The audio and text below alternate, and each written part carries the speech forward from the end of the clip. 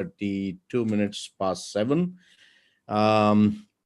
So on behalf of the School of Vedic Studies, we are again honored, privileged, and a wonderful, I would say, fortune of ours that we have in our midst His Holiness Atmanivedana Swami Maharaj, who has been taking us through the entire Bhagavad Gita as an overview.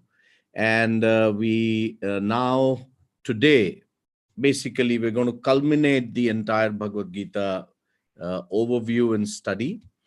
So today, Maharaj is going to take us through chapter 4, 5, and 6 of the first 6 chapters. We have done the rest of it. And as we were informing Maharaj that we also plan to have transcriptions of these sessions with Maharaj. So we thank him again for his association, and obviously we will be continuing the association, and we will come back to all of you as to what will be on offer in terms of the sessions into the future. Just for informing everyone, Maharaj is also traveling to India, and we also have Maharaj's Vyas Puja on the 3rd of January being celebrated in India, in ISKCON Narsinghpur in Madhya Pradesh. And we also plan to have a session with Maharaj where we will have an SOVS Vyas Puja. All the devotees, Vaishnavas and Vaishnavis who have been attending Maharaj's session for so many months, we will all get together and have a session of Vyas Puja celebrations in the presence of Maharaj, obviously virtually, while he will be in India. There will be one session or two, depending upon Maharaj's convenience, because he has travel and then the celebration there. So next Saturday, for sure, Maharaj would not be with us. And the Saturday after, we will get to know from him once he reaches India and how, his convenience and everything. And eventually we will again resume the sessions with him. So without much ado, let's pay our respects to Maharaj first before we begin. Vancha kalpataru bhyascha kripa sindhu mevacha patitanam pavanebhyo namo namaha. His Holiness Atmanivedana Swami Maharaj ki jai. His Divine Grace A.C. Bhaktivedanta Swami Srila Prabhupada, founder of the International Society for Krishna Consciousness ki jai. Maharaj, over to you. Hare Krishna. I'll make you... Yes, Maharaj, I'm going to do that right away. And you'll be then able to share. Yes, Maharaj, you can share yours.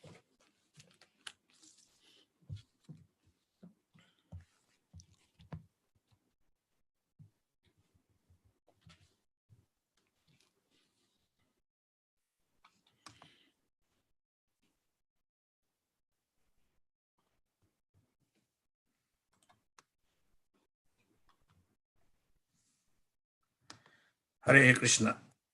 So we'll start continuation from the previous chapters where we left off. First 6 chapters of view in 2 parts. Now we are going to continue with part 2, chapter 4 to 6.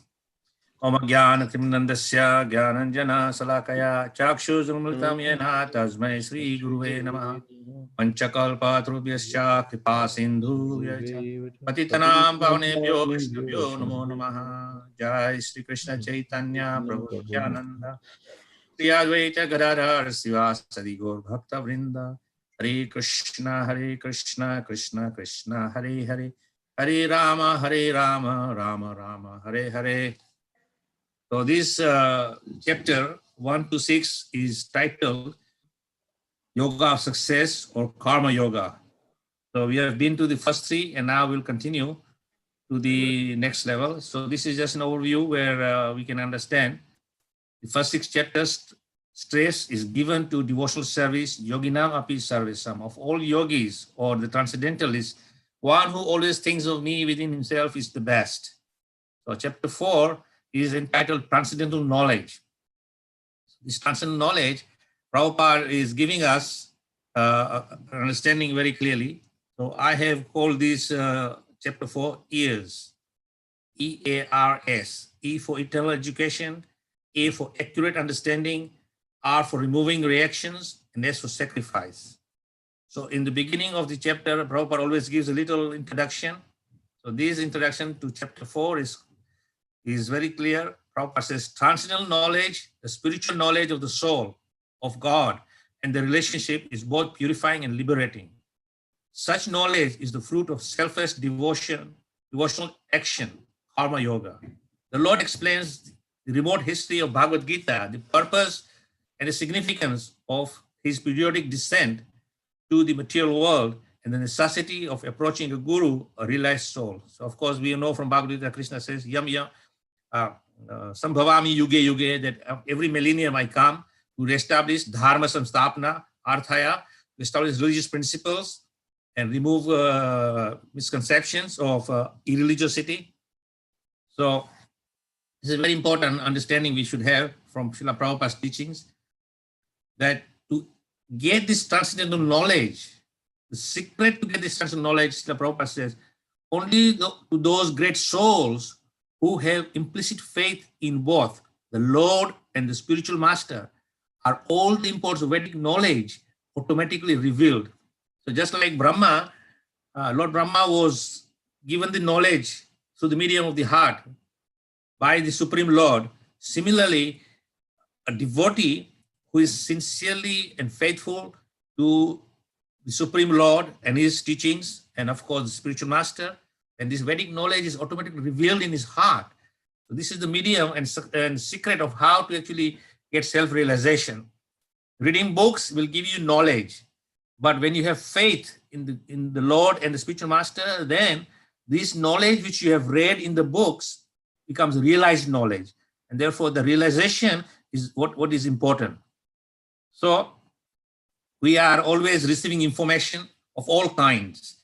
So we have to use our spiritual intelligence to discriminate between information that is useful for your spiritual upliftment and information that may be useful for your upkeep in the material world, because we all have to sustain and exist in this material world. So we have to have a clear understanding between the information which we receive. And as we are receiving this information from all different sources, then we have to sieve it out and see what is actually really needed for you, what is actually important. Otherwise, you'll be bombarded for information from every corner of the world, and you will then become confused. So this understanding comes with wisdom. And wisdom comes by maturity, by experience, and associating with the right kind of persons who will give their benefit of their wisdom. And then one must have foresight and vision. So when you have accumulation of all days, then you are almost on your way to your spiritual journey. So knowledge, first and foremost, how it is given. It's not just that randomly you receive knowledge, but it is very important how the teacher gives this knowledge to a prospective student. And what is its effect? Naturally, if the knowledge is given in a proper mood and proper consciousness, then the effect of it is that you will have very deeper understanding of the knowledge. And how it is received is also important. So Srila Prabhupada makes this very important point by giving the citation of Srimad Bhagavatam. The knowledge of Bhagavatam is given by Sukadeva Goswami. He is speaking the transcendental knowledge because he is a self-realized soul. So he knows exactly how to impart the knowledge. And the recipient, Parikshit Maharaj, how it is received is that he received this knowledge with inquisitiveness and humility. He approached Sukadeva Goswami saying that I am in this disposition. I've been cursed to die in 7 days, and you are a saintly person. Please guide me what I should do. And Sukadeva Goswami says, sit down. I'm going to give you this transcendental knowledge. So the giver of the knowledge and the recipient of the knowledge have to be properly and appropriate. Otherwise, if there is no connection, then the knowledge given and knowledge received will be kind of misty, won't be very clear. And what is the effect? Of course, effect we all know that by proper receiving knowledge from proper source and being recipient properly, then the effect was the Parikshit Maharaj, after hearing the Bhagavatam for 7 days, he got instant liberation and entered the spiritual world.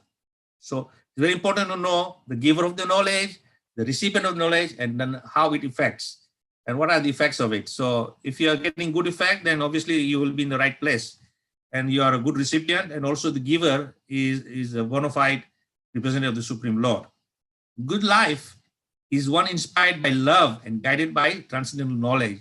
So when we are living our lives, you want a good life, then we have to be guided by love, inspired by love and guided by the transcendental knowledge. So the first E of the year, chapter 4, eternal education, text 1 to 10. So Krishna is setting up a system. Krishna sets up the system of spiritual education. So first, Krishna is giving in chapter 4, text 1 is a history of the knowledge which he is giving. Second, the entrance of qualification. What are the qualifications to actually be recipient of this knowledge? Then third, the staff or the teacher, the person who disseminates this knowledge, is given in text 2 and also text 7 and 8. And final, graduate success. If you follow this step by step, then obviously success will come, and which is mentioned in the 4th chapter, text 9. But text 1, Krishna is saying, the personality of Godhead, Lord Krishna said, I instructed this imperishable science of yoga to the sun god Vivishwan, and Vivishwan instructed it to Manu, the father of mankind, and Manu in turn instructed it to Iswaku. So this knowledge is given to the sun god in the very beginning by the Supreme Lord himself, and he's saying, I instructed this imperishable science of yoga. So the knowledge is given about the science of yoga is imperishable. It cannot be destroyed by any means or contaminated by any means. It's pure, and it will always be in its pure state whenever it's presented as it is. As Srila Prabhupada always emphasized, that knowledge which is coming down in the Paramparic line has to be presented as it is. So this is where Krishna is establishing the historical fact that this knowledge which I'm giving to you, Arjuna, is not new. It was already given prior to the sun god, and it came down, and of course in time it was lost. So the disciplic succession is the means by which the transcendental knowledge is preserved. So this knowledge can only be preserved when it's coming down in a proper disciplic succession. So this slide is very nicely depicting. There are cables, and the cables are snapped, and therefore when the snapped cables are there, then the flow of electricity is interrupted. So similarly, the Supreme Lord Krishna says, I gave this knowledge to Vivishwan, Vivishwan gave it to Iswaku, Iswaku gave to Manu. So in this state, we can see Srila Prabhupada giving it to his disciple, and he received it from his spiritual master, and therefore it's very important that we understand disciplic succession is the means by which transcendental knowledge is preserved. Otherwise, it can get lost, or it can be contaminated by additions or subtraction. You won't get the real knowledge. So the transcendental knowledge of devotional service is digested by the enzymes of humility. This is a very important aspect to understand. The transcendental knowledge of devotional service is digested by the enzymes of humility. If we have arrogance, puffness, pride, then you cannot digest the transcendental knowledge of devotional service. So you have to develop humility. So in this case, Sri Chaitanya Mahaprabhu has given in his ecstatic praise, Dinarapi Sunichana, Dararapi Sunichana, Amanina Manidena Kirtanya Sadahari. One should chant the holy name of the Lord in the humble state of mind, thinking oneself lower than the straw in the street. One should be more tolerant than the tree, devoid of all sense of false prestige, and should be ready to offer all respects unto others. In such a state of mind, one can chant the holy name of the Lord constantly. So Sri Chaitanya Mahaprabhu is telling us the secret, how to become self-realized by the power of the holy name is humility. And as I said, the transcendental knowledge or devotional service can only be digested by the enzyme of humility. So if you have humility in your heart, then the knowledge will itself be effective and you'll understand the depth of the knowledge. And next to Krishna is saying, the supreme science was thus received through the chain of disciplic succession, and the saintly kings understood it in that way. But in course of time, the succession was broken, and therefore the science as it is appears to be lost. So of course, Krishna is saying to Arjuna that this science was given to sun god and came down very nicely in disciplic succession, but at some stage it was broken, and therefore it appears to be lost. So we know from Srila Prabhupada's teachings that the knowledge comes from Krishna to Brahma to Narada and then comes down to Parampara. And as long as it is coming in the paramparic line of disciplic line, then it is pure and uncontaminated. So that very ancient science of the relationship with the Supreme is today told by me to you because you are my very dear friend and a devotee. And therefore, you can understand the transcendental mystery of this science. So of course, Krishna is saying that only way you can understand this is that if you are a proper recipient. And how you'll be a recipient of this knowledge, Krishna says very clearly that you are my devotee as well as my friend. And therefore, you can understand this transcendental mystery of the science of Krishna consciousness. So of course, we can understand that Krishna is revealing to Arjuna not just because of some authoritative teachings, but Krishna is saying, I am giving this because you are my devotee and a friend. So we have to actually first and foremost develop devotion towards the Supreme Lord and then develop friendship towards him, and Krishna will guide us. So one who knows the transcendental nature of my appearance and activities does not, upon leaving the body, take his birth again in this material world, but attains the eternal abode or Arjuna. So Krishna is very clearly saying that if you understand my appearance, my activities, janma karma chame divya, then at the end success will be that you will be free from repeated birth and death, and you will attain my eternal abode. So of course, Krishna is very clearly giving this indication that ultimate goal of Krishna consciousness, the transcendental knowledge, is to be free from this entanglement and achieve the supreme abode of the Lord. So there are two lines in which the knowledge is coming down. One is the seminal line and one is the spiritual. So who are the personalities who carry this line forward? The seminal line is coming down Raja Rishis, from the king passing on to his son, and he passes on to his son, and so forth. Then the spiritual line is coming from the saintly persons who have taken shelter of a bona fide spiritual master. After receiving knowledge, then he transfers that knowledge to his disciple and so forth in an unbroken chain. So the current status of both this line is that the seminal line coming down from the kings, of course, in the past, they were Raja Rishis, they were qualified, and therefore they could impart the knowledge. But right now, at the current status is very weak, but somehow the spiritual is very strong because it is coming in a very disciplic succession of spiritual masters who are very focused in their service to the Lord. Here is a list what Srila Prabhupada has given in the beginning of the Bhagavad Gita, from Krishna all the way up to him. So the second A of the E.A.R.S Chapter 4 is accurate understanding, which is described in texts 11 to 15.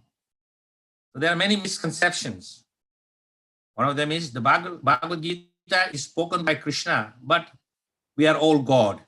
So this misconception, as Prabhupada always say, Nirvasesha Sunnavadi, these impersonalists, these voidist people, they have misconception of the knowledge given in the Bhagavad Gita. Then Krishna speaks the Bhagavad Gita, but is immoral and has human weaknesses. So of course, many people think Krishna is an ordinary person, and because he's an ordinary person, they think he is also equally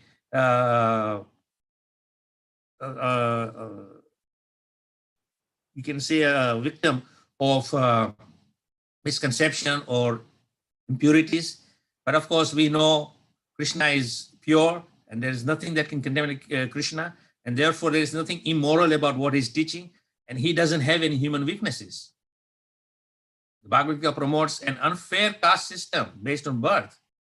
So this is also a false notion of understanding, which is promoted by the Britishers who came to India, and they took advantage of this caste system which was prevalent in India, And they abuse that and saying this is unfair system, you have been downtrodden. They were making each class, the Sudras, the Vaishyas, the Kshatriyas, and the Brahmanas fight amongst themselves. And when they say divide and rule, so that was the British nonsense was promoted. Bhagavad Gita promotes polytheism and the worship of many gods. Of course, Bhagavad Gita doesn't say that. He said, Krishna says, I am the only Supreme Personality of Godhead. But there are many parts and parcels and planetary portions which expand from me for a particular purpose. So that clear understanding has to be there. Bhagavad Gita sees certain sections of the society as lower, e.g. women or Sudra.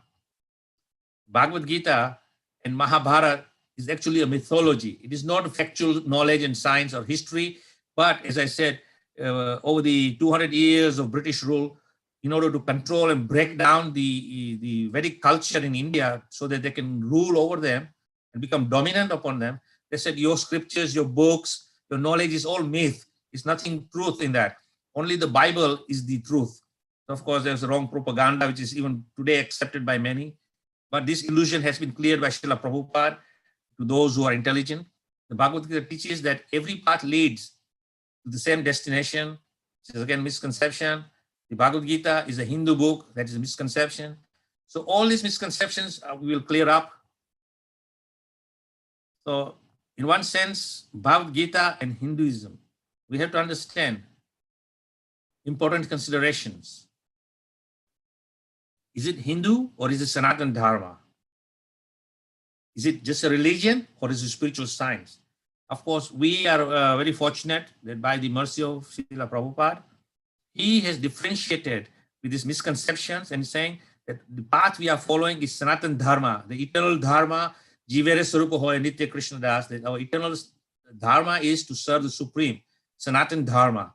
And to understand this Sanatana Dharma is based on faith of spiritual science, not some just rituals, but proper scientific presentation. So Krishna says in the 11th text, as all surrender unto me, I reward them accordingly. Everyone follows my path in all respects, O son of Pritha. So Krishna is saying that as you are surrendering to Krishna, he will impart that knowledge accordingly, and you will then gradually rise up from the lower understanding to the highest understanding. So, of course, we have this description of many different religions in the world which are propagating that they are the best. So these are there are three major misconceptions. One, all path leads to the same destination.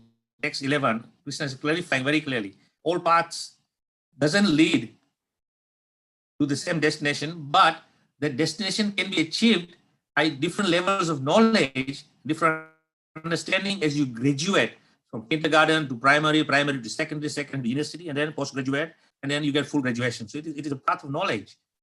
So Bhagavad Gita is sometimes misunderstood that is exclusivism. There is only one path. Then pluralism, all paths are the same. But inclusiveness is Bhagavad Gita's teaching, unity and diversity of paths.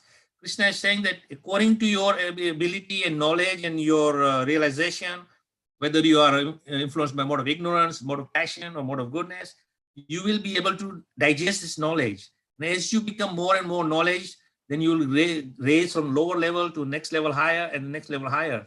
So there is unity and diversity of paths, but eventually you will come to success.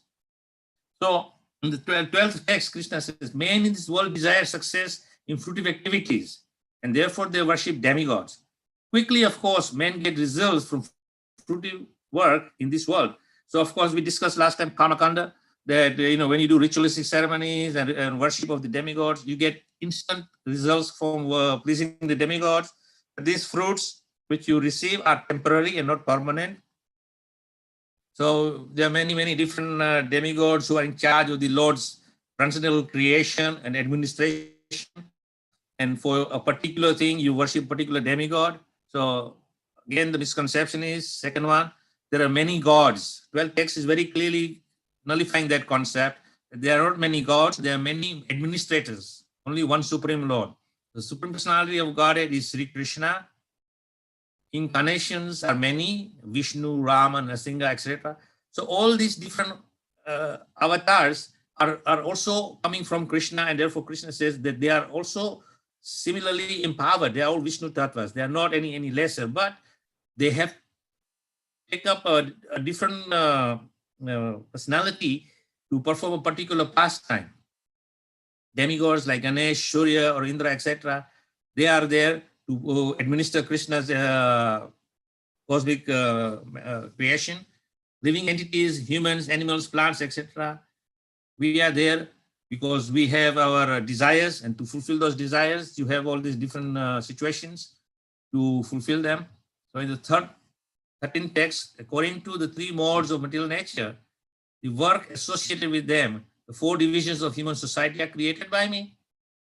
And although I am the creator of this system, you should know that I am yet the non-doer, being unchangeable. So Krishna is saying that I have created this Chaturvanya Maya system, Guna Karma Vibhagasha.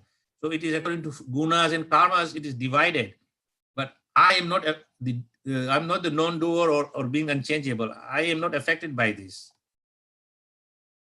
So there are the four status of the Brahmanas, the Kshatriyas, the Vaishyas, and Sudras. So misconception is there. The caste system is exploitative. Of course, this is a wrong concept again. The caste system is not there to exploit anybody, but to situate everybody perfectly according to their guna and karma so that they can perform the service according to their natural constitution.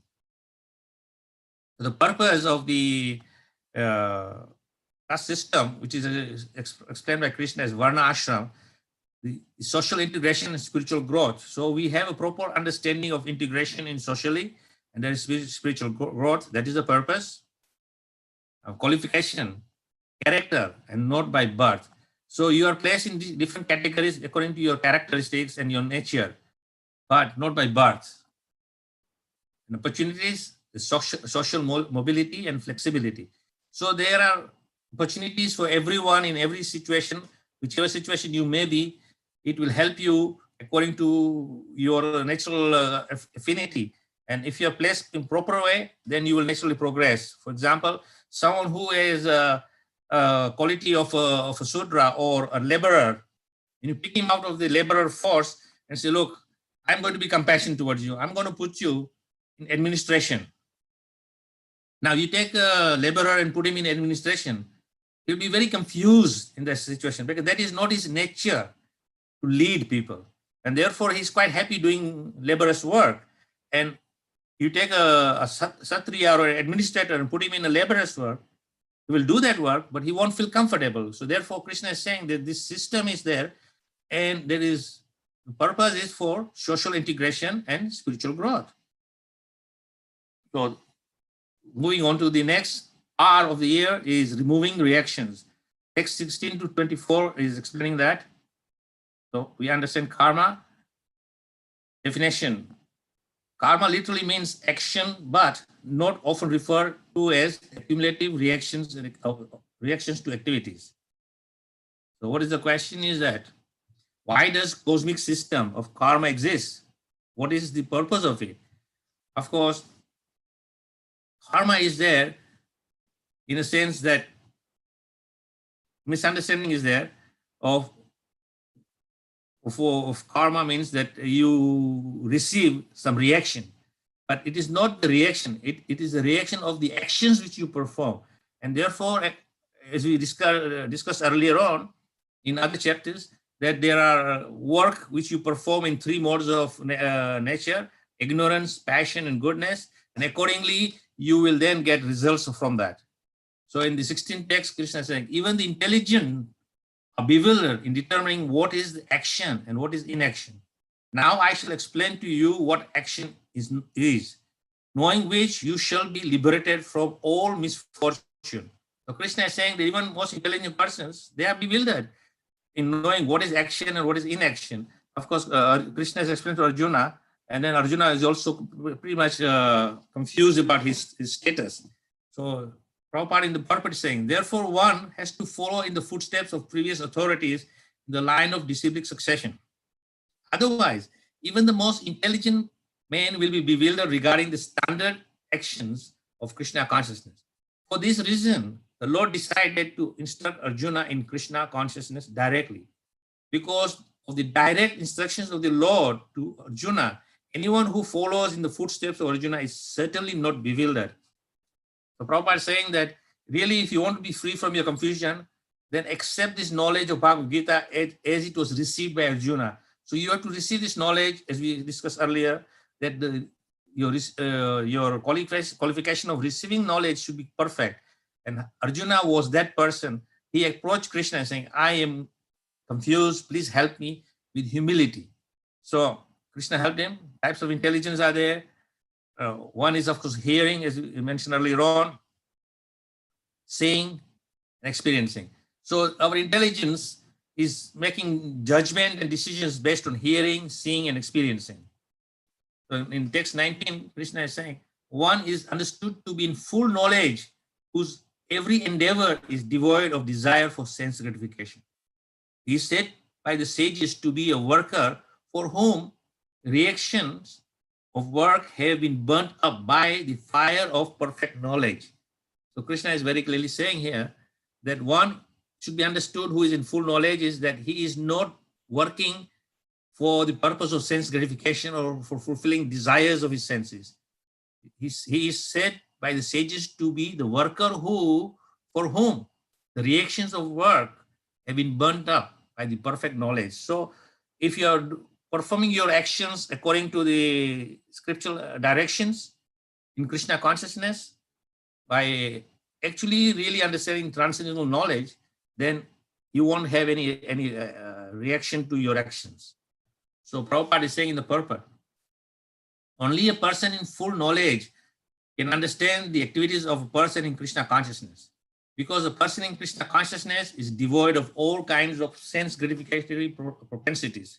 It is to be understood that he has burned up the reactions of his work by perfect knowledge of his constitutional position as an eternal servitor of the Supreme Personality of Godhead. He is actually learned who has attained, he is actually learned who has attained to such perfection of knowledge. Development of this knowledge of eternal servitorship to the Lord is compared to fire. Such fire, once kindled, can burn up all kinds of reactions to work.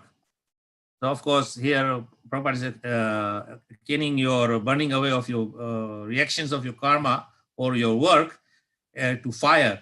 As we all know, fire has a very powerful potency of burning everything in its sight. And sometimes we see that there's forest fires, and in a forest fire, without any discrimination, it will burn everything, whether it's dry wood or wet wood, animals, plants, of everything. It's just destroyed by the power of fire. So similarly, Krishna is saying here, and Prabhupada is emphasizing, that if you have proper constitutional position as a servant of the Supreme Lord and do your service for pleasure of the Lord, then all your reactions are burnt away, just like the fire, burning everything. So there's a karma police is watching on you. So this is a little bit of a light humor. So we see there are three types of actions. Different actions bring different results. And of course, the police of karma, the law of nature, is watching upon us, how we act, and according to that, we'll receive our dues. So karma, good actions, give you good reactions. Karma, bad actions, get bad reactions. Akarma, spiritual actions, no reactions. It burns away everything. So we have to have a proper, clear understanding what is karma in terms of good action, and what is vikarma, bad actions. So Krishna is saying to Arjuna that neither perform karma or vikarma, do akarma, do spiritual activities. Therefore, there is no bondage. There is no reaction to your work, except that you be free from the further entanglement. So therefore, Krishna is advising Arjuna that do not perform good activities or bad activities. Just do spiritual activities. Therefore, there is no reaction. Abandoning all attachment to the results of his activities, ever satisfied and independent, he performs no fruitive actions, although engaged in all kinds of undertaking. So in text 20, Krishna is saying very clearly that one who abandons all attachment to the results of his work or activities and is satisfied and independent of everything, he performs no fruitive actions, although he's engaged in all kind of undertakings. So, of course, this is the transcendental teachings of Rupa Goswami. He's saying that act in such a way that that which is favorable for you in Krishna consciousness and that which is unfavorable, you reject it. And that is why we have to understand that every action we perform, we should be using our intelligence and discrimination, what is beneficial and what is harmful. That which is harmful for our spiritual progress, we reject. And that which is positive and beneficial, then we take that.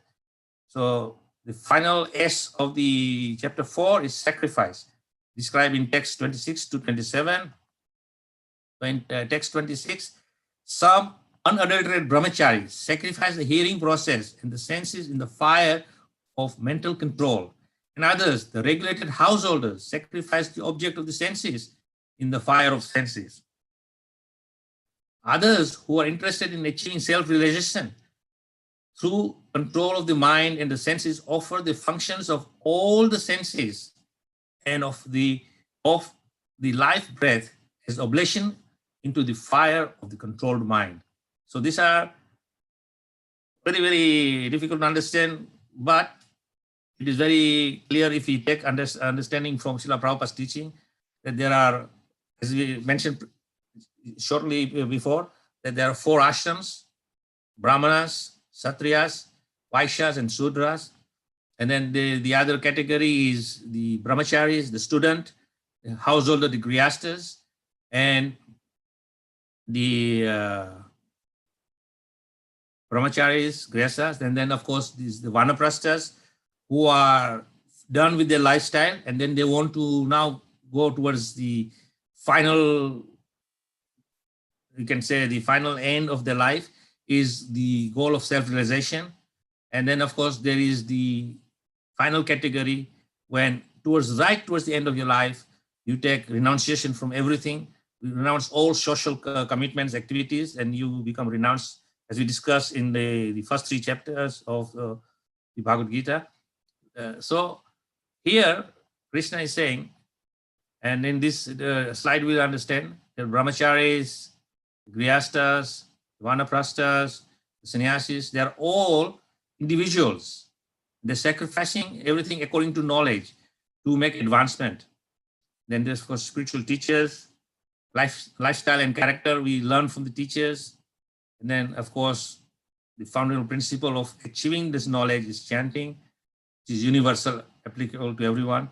So we have to understand wisdom and practice. Knowledge is revealed to those who make a practical sacrifice. So of course we cannot get anything without not sacrificing. So there is a saying, that no pain, no gain. So you have to sacrifice something to gain something. So in this sense, he's saying knowledge is revealed to those who make a practical sacrifice. For a student, he has to sacrifice his time and from other activities to concentrate in studies, and therefore he will be able to study and understand knowledge. So Prabhupada says that this wisdom and practice of knowledge should be based on proper understanding. So sometimes we are very much into religion, but religion without philosophy is sentimental. You may be so bound by religious rules and regulations, but without proper philosophical understanding, it is just sentiments. The philosophy without religion is speculation. So you go on speculating about this, that, and everything, but without concluding or understanding the real meaning. So Bhagavad Gita teaches religion plus philosophy, makes perfect knowledge. So Krishna consciousness is based on the fundamental principles of learning, which we get from the Bhagavad Gita. Is based on religious principles and also philosophical conclusions, and combine of two makes perfect knowledge. So next level of wisdom practice is, what is the most practical sacrifice for us? Now, of course, when we are talking about sacrifice, as Krishna has mentioned in previous verses, then we build that what is the sacrifice which we should do. So in Satya Yoga, of course, it was meditation or dhyana yoga. Now, this is not practical, although there are a lot of people who are promoting meditation and sitting in dhyana. And this is not for this yuga because the atmosphere is not conducive for that. So the next one is Treta Yuga, fire sacrifices, yagyas, performing many, many havanas and putting oblations into fire. But it was in Treta Yuga. Again, it is not very conducive in this age. The next one is Dwarpa Yuga, deity worship and art, which is called Archanam. So of course, we are introduced to deity worship, but we cannot do deity worship perfectly. The Prabhupada said that one of the goals of introducing deity worship in present day and age is to develop personal relationship with the Supreme Lord. Because we, in our state of confusion and neophyte understanding, we can only relate to something which is very personal, and therefore the deity is personal manifestation of the Lord, which allows us to connect with him as a person. And then finally, to really understand this Kali Yuga, the principle is chanting Hari Kirtan, the chanting of the holy names. So unless and until we come to this platform for the yagya, or the sacrifice which you have to perform, is called Harinam Sankirtan, then you will never understand anything of spiritual nature by doing meditation or fire yagyas or even deity worship without Harinam. Harinam is the fundamental principle of getting advancement in spiritual life. Question is, what are the symptoms of a person who is situated in transcendental knowledge? Answer: ignorance is the cause of our bondage, and knowledge is the cause of our liberation. This knowledge is the mature fruit of devotional service, and when one is situated in transcendental knowledge, he need not search for peace elsewhere, for he enjoys peace within himself. In other words, this knowledge and peace are accumulated in Krishna consciousness. So these are the symptoms that when you feel self-satisfied, have inner peace, and you don't wander here, then everywhere for looking for peace, then you've actually found your balance of Krishna consciousness, and then you progress from that point onwards. So in text 36, Krishna is saying, even if you are considered to be most sinful of all sinners, when you are situated in the boat of transcendental knowledge, you will be able to cross over the ocean of misery. Now, Krishna is saying very clearly that even though we may be the most sinful person, sinner of the most sinful activities, it is okay. As long as you are situated in the transcendental boat of knowledge, this knowledge will allow you to cross the vast ocean of misery which we are bound by. Prabhupada always associates this material world as the ocean of material suffering. And we are drowning in this ocean of material suffering. And therefore, by the transcendental knowledge, the boat of transcendental knowledge, we can cross over this. So this is a very nice depiction of Srila Prabhupada's practical teaching of Bhagavad Gita. He's saying the boat of Krishna consciousness is very simple, but at the same time, it is most sublime. So if you take to this process of Krishna consciousness and take shelter of the Hare Krishna mantra, then we are transcendently situated as a passenger in the boat of Krishna consciousness. And as Srila Prabhupada says, this Krishna consciousness is very simple and also very sublime. So if you are fortunate enough to get this seed of devotion in your heart, take to Krishna consciousness, then you will be a passenger in the transcendental boat crossing the ocean of material existence from the material world to the spiritual world. Think differently. So what is the conclusion of chapter 4? The world is teaching us become knowledgeable by studying. So you may study and study and study, go to all the universities and get best education, but still it will not help you be freed from the entanglement of repeated birth and death. Now, the Bhagavad Gita teaches us become knowledgeable by sacrifice. So the sacrifice recommended, of course, as I mentioned just previously shortly, that Harinam Sankirtan is the sacrifice which we are supposed to perform. And through that, we become knowledgeable, and that transcendental knowledge will then help us show the path and enlighten us in the path of Krishna consciousness. Chapter 5 is called Karma Yoga. Now, of course, as I said, these chapters are talking about Karma Yoga, but specifically chapter 5 is talking about Karma Yoga, action in Krishna consciousness. So Prabhupada says in the beginning of this chapter, outwardly performing all actions, but inwardly renouncing their fruits, the wise man purified by the fire of transcendental knowledge attains peace, detachment, forbearance, spiritual vision, and bliss. This is a very secret of Krishna consciousness in a nutshell. So chapter 5 is STEP, S-T-E-P. First S is staying in the world. Unfortunately, we are born in this world and we have to stay in this world. So we have to work along with the world. As I say, make a good use of a bad bargain. Discuss in verses 1 to 12. The second T of the step is 3 doers, described in text 13 to 16. E of the step, equal vision is there. If you have equivision, then it will of course help you. And P, finding peace, in text 29. So the first S of the step is staying in the world. So Arjuna is saying, oh Krishna, first of all you ask me to renounce work. And then again you recommend work with devotion. Now, will you kindly tell me definitely which of the two is more beneficial? Now Arjuna is a little confused. Krishna is saying, don't do any work, renounce everything. Then Krishna is saying, do everything. Of course, Krishna is saying, renounce everything materially, but spiritually accept. So as I said, that everything which is done for the pleasure of the Supreme Lord is not work. It is called true renunciation. So Krishna will further explain now the difference as Arjuna is requesting Krishna. Can you tell me kindly which is the more beneficial of the two?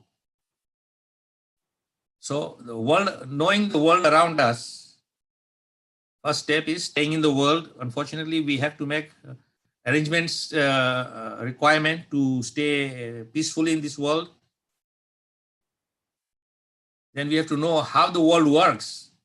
Because if you don't know the workings of the world, then you'll be one very confused person. And the next step leading up is change your vision. So you have to stay in the world, and then you have to know how the world works. And when you know how the world works, then of course you have to change your changes your vision and perspective to see how to do things right. As I said many times before, that as a human being, we are empowered by the blessings of discrimination. We can discrimination between right and wrong, good and evil. So therefore, our vision should be perfectly based with knowing the world around us. And then the changes of the world will be easy to accept. And then when you do that, and as Krishna says, the personality of God had replied, the renunciation of work and the work in devotion are both good for liberation. But of the two, the work in devotional service is better than renunciation of work. So of course, renunciation of work is okay. Krishna is saying the renunciation of work will help you for liberation. But in this day and age, you cannot go and sit on the tip of the Himalaya and just renounce the world and just peacefully chant. Your mind will be wandering all over the place. Therefore, Krishna is saying, it is better to do devotional service. Focus yourself, your mind, intelligence, your body, your words, everything in the service of the Lord, and that will help you also get liberation. So Prabhupada in the purport is saying, fruitive activities, seeking sense gratification are cause for material bondage. As long as one is engaged in the activities aimed at improving the standard of bodily comforts, one is sure to transmigrate to different types of bodies, thereby continuing material bondage perpetually. Therefore, jnana or knowledge that one is not this material body but spirit soul is not sufficient for liberation. One has to act on the status of the spirit soul. Otherwise, there is no escape from material bondage. Action in Krishna consciousness is not, however, action on a fruitive platform. Activities performed in full knowledge strengthens one's advancement in real knowledge. Without Krishna consciousness, mere renunciation of fruitive activities does not actually purify the heart of a conditioned soul. So this is very self-explanatory of what Prabhupada is saying in the purport, that if we are just renouncing, then it is not sufficient.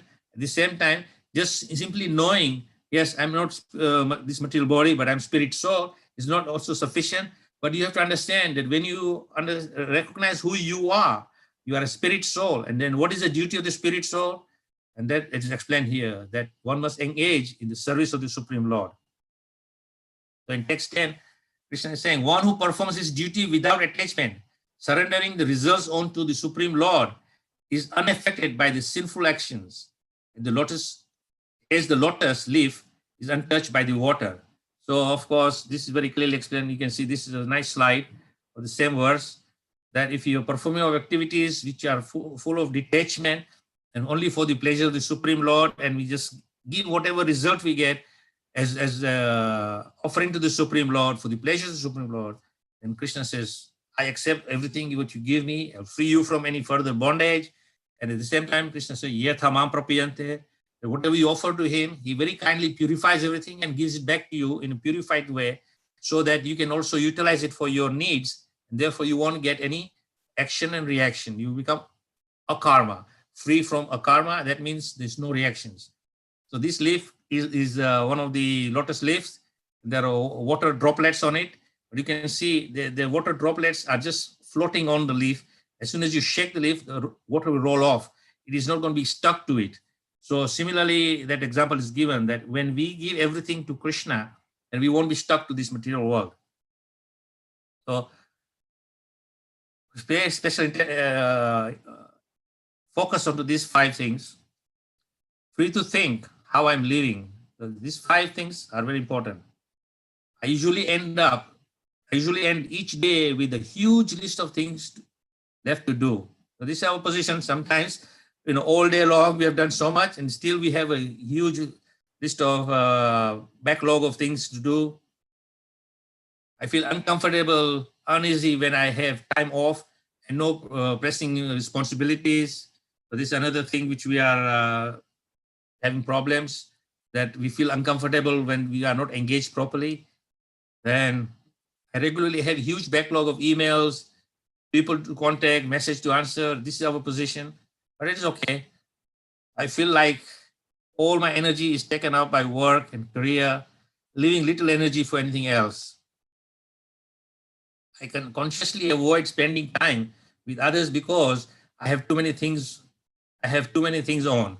So these are 5 conditions which we find ourselves in. Then this is the next set is 6 to 10. We'll find ourselves in this situation. I really reflect, introspect, or scrutinize my life directions. I really do charity work or kind acts which are for the benefit of people I don't know. I find it hard to sleep, don't get enough sleep. I have lost a friendship over anger or failing to respect the other person. I feel like I complain and I find faults more than being grateful and positive. Be mindful of these 6, or these 5 rather. And then next 11 to 15. I have health issues which are related to stress, anxiety, or irregular habits. I have not taken a holiday in a year. My partner, children, or family regularly complain that I don't have enough quality time for them. I don't have time to spend on the self-development, exploring things I am interested in. If an emergency comes up in my life, I find it very difficult to adjust. These are three sets of free thinking, how we are living. Now, what is the result of the balance? How is your balance? So if you are in the category of 0 to 5, don't be worried, don't get in anxiety. Great, keep going.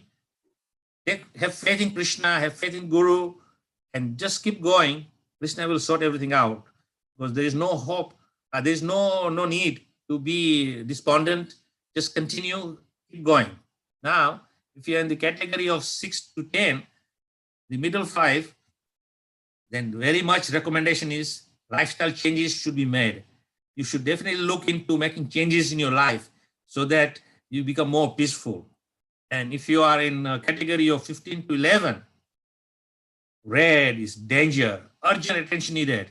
If you're in the last category of the last 5 and you feel like that, then you really have to make drastic changes in your life, because urgent attention is needed. Otherwise, you'll become depressed and lost, and consequences are not very good. So balancing life, balance is the foundation of success. You have to find a balance in everything. If there is balance, then you will function properly. Otherwise, imbalance, too much of the one or the other will bring difficulties, and trials and tribulations will accumulate, and you will be completely unhappy. So there is physical balance, there is emotional balance, of course, there's spiritual balance. So this transcendental knowledge is giving you an insight how to become physically properly balanced in your day-to-day existence, how to control your emotions and bring balance. And of course, spiritual balance is by cultivating spiritual knowledge, engaging in spiritual activities in a balanced way, then your life becomes successful. What is dharma? Finding it and living it. So we have to know what is our natural dharma, what is our constitutional position, what is natural for us. So this slide will explain 4 circles. One is you love everything. And when you love something, there's passion and there's mission for it. And then you are great at it and you get paid for it. That is your profession. The world needs it, also pay for it. That is your vocation. So the purpose is to find a balance in all these different activities which you are involved in.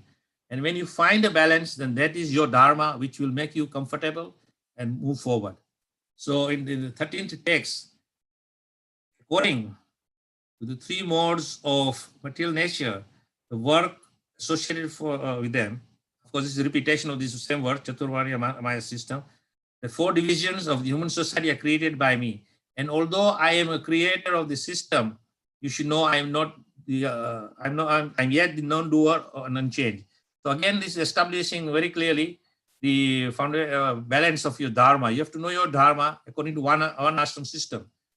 So what is the purpose? Of course, again, social integration and spiritual growth. So if you properly know your balance and have a real understanding, then there will be natural spiritual growth. And of course, qualification is by character and not by birth. So you will know what is your qualification, and according to that, you'll act in the 4 vanas and 4 ashrams, and then there will be social mobility and flexibility. So this chart describes the social body. Head is the Brahmana, arms are the Kshatriya, stomach is the Vaishya, legs is the Shudra. Contributions: head teaches, arms manages, stomach supplies energy, and Sudras assist. What is the importance? Brahmanas, they fight ignorance. Kshatriyas, they fight infringement. Vaishyas, they fight insufficiency. And Sudras, they fight indolence. Value of knowledge, justice, money, security. So Brahmanas give you knowledge, Kshatriyas give justice, Vaishyas create wealth, and Sudras create security. So qualities: self-control, austerities, and purity. Kshatriyas, heroism, power, determination. Vaishyas, farm community, protections, business. And Sudras, simplicity, loyalty.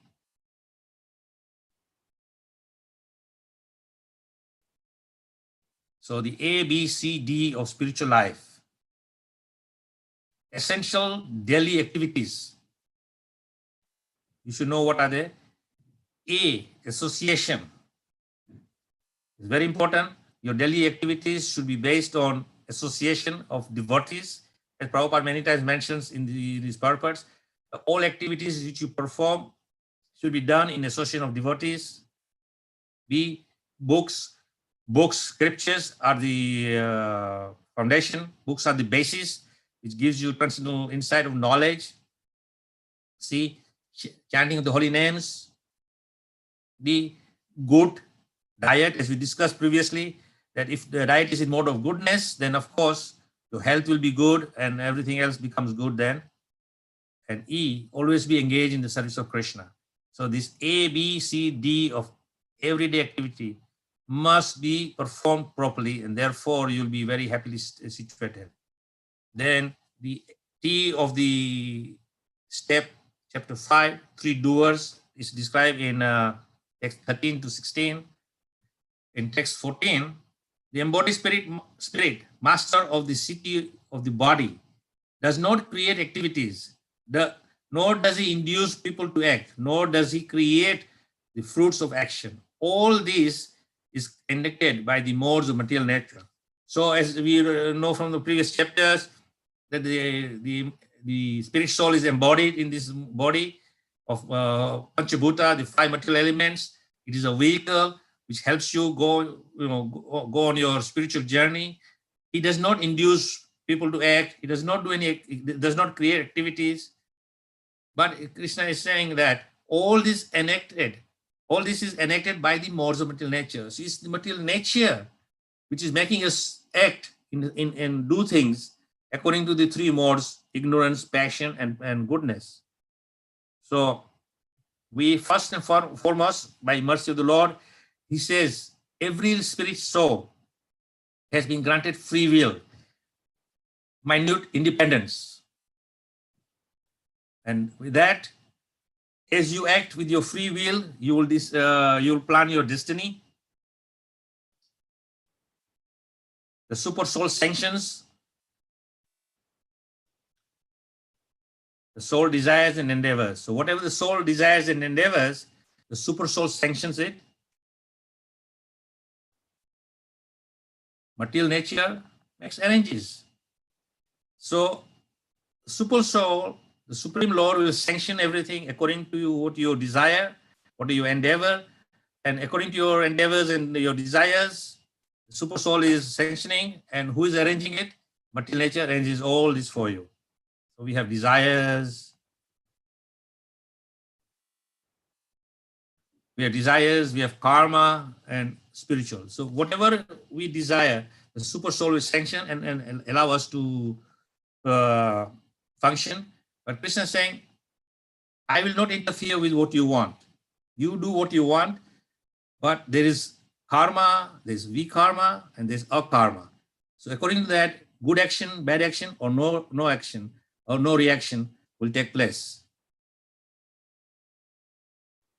To complete any activity, three parties are involved: individual soul desires, super soul Krishna sanctions, material nature facilitates. So remember that not getting what you want is sometimes a wonderful stroke of luck. So sometimes we want, and not getting it, we get disappointed. But this statement says very clearly that sometimes a wonderful stroke of luck is there by not getting what you want. Why? Because sometimes we don't know what is good for us and what is bad for us, and we may desire these things. And Krishna says, as you desire, okay, you will get it, but then the consequences are there, and the reactions of those actions and activities are there, and which will definitely bring problems for us. So sometimes not getting what we want is also a wonderful stroke of luck by arrangement of Krishna, that Krishna says, since you are my devotee and you're asking for things, but I will not give it to you. Therefore, don't be disappointed, but I'm doing it for your own good. Just like a child. If a child wants to play with a knife in the kitchen, the mother says, no, you cannot play with a knife. Let's go and play with your toys. Now the mother knows if the child is playing with a knife, what will happen? Surely the child will injure himself. Therefore, the mother says, no knife for you. And the child says, but mom, I want to play. Yes, play, no problem. Play with your toys, not with a knife. So similarly, the Lord is like that, very compassionate towards his devotee. And he says that even though you want it, I will not give it to you, because I know what is good for you and what is not good for you. So Prabhupada says in the purport, the temporary body or material dwelling place which he obtains is the cause of varieties of activities and the resultant reactions. Living in such a conditional atmosphere, one suffers the results of activities of the body by identifying himself in ignorance with the body. It is ignorance acquired from the time immemorial that is the cause of bodily suffering and distress. As soon as the living entity becomes aloof from the activities of the body, he becomes free from the reactions as well. As long as he is in the city of the body, he appears to be the master of it. But actually, he is neither its proprietor nor controller of its actions and reactions. He is simply in the midst of the material ocean, struggling for existence, The waves of the ocean are tossing him, and he has no control over them. His best solution is to get out of the water by transcendental Krishna consciousness. Let alone that alone will save him from all turmoils. So Prabhupada describing how to come out of this suffering situation. The E of the step 5, chapter 5 is equal vision, discussed in chapter 17 to 26. So this verse is there, which is describing the humble sage, by virtue of true knowledge, sees with equal vision a learned and a gentle brahmana, a cow, an elephant, a dog, and a dog eater, an outcast. So by virtue of true knowledge, a person can see that although everyone around him has different shapes and size of bodies, different living entities have different bodies, but he sees that the soul within that body is the same. As Krishna says, Mamaivam Sajiva Bhuta Jiva Sanatan, that you're all my fragmental parts and parcel. And therefore, there should not be any discrimination against anyone, but see with equivision. And then in the next text, 19, it says, those whose minds are established in sameness and equanimity have already conquered the condition of birth and death.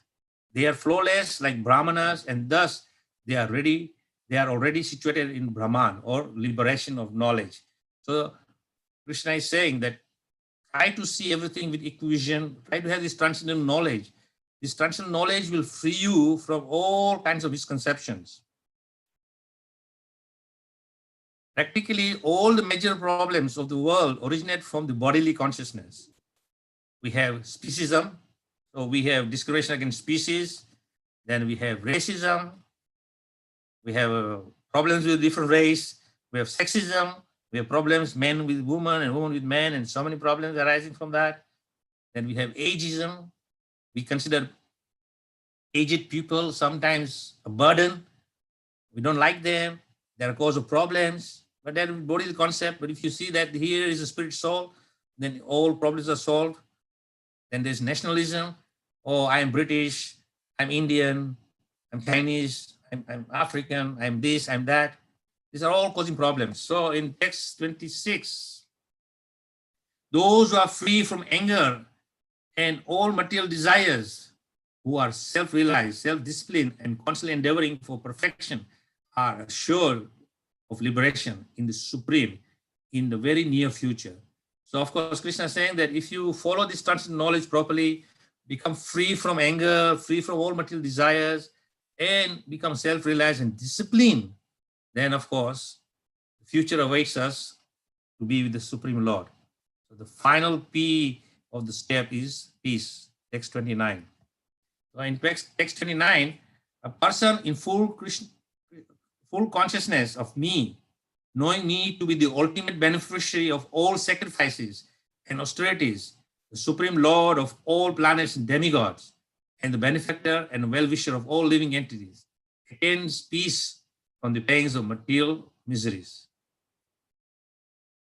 Again, it is very self-explanatory here. There's a person in full consciousness of me. Who is that me? That is Krishna. If you're fully conscious of Krishna, then knowing him to be the ultimate beneficiary of all offerings and all austerities and all work and everything we do is an offering to Krishna, then we know that he is the benefactor and is the well-wisher of all living entities. And therefore, we are candidates to be free from the pangs of material miseries. The Purport Prophet says, the conditioned souls within the clutches of the illusionary energy are all anxious to attain peace in the material world, but they do not know the formula for peace, which is explained in this part of the Bhagavad Gita. The greatest peace formula is simply this: Lord Krishna is the beneficiary in all human activities. Man should offer everything to the transcendental service of the Lord, because he is the proprietor of all planets and the demigods. And thereon, no one is greater than him. So this is a secret formula for attaining peace.